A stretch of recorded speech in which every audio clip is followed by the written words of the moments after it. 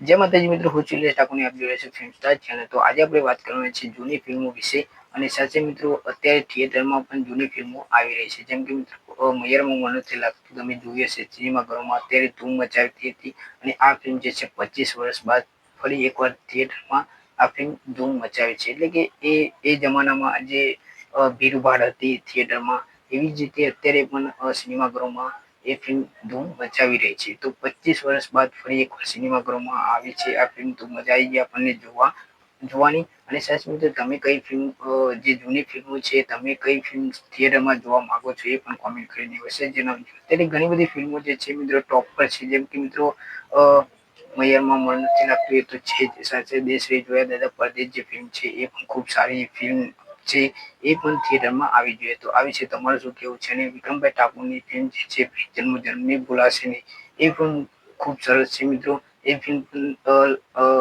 મને જાણવા મળ્યું છે કે આ ફિલ્મ જે છે થિયેટરમાં આપણને જોવા મળવાની છે 16 વર્ષ બાદ ફરી એકવાર સિનેમાઘરોમાં આવવા જઈ રહી છે વિક્રમભાઈ ઠાકોરની ફિલ્મ જન્મ જન્મી ભૂલાશે નહીં।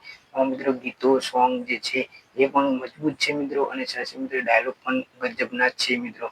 તો આ ફિલ્મ પણ છે થિયેટરમાં આવી જોઈએ। અને બીજી ઘણી બધી ફિલ્મો પણ આવી જોઈએ, જેમ કે નરેશની જે ફિલ્મ છે જોડી રેજો રાજ રાજ રાજવન, એ ઘણી બધી ફિલ્મો જે છે એ થિયેટરમાં આવી જ જોઈએ। તમને કઈ ફિલ્મ થિયેટરમાં જોવા માંગો છો જે જૂની ફિલ્મો છે એ?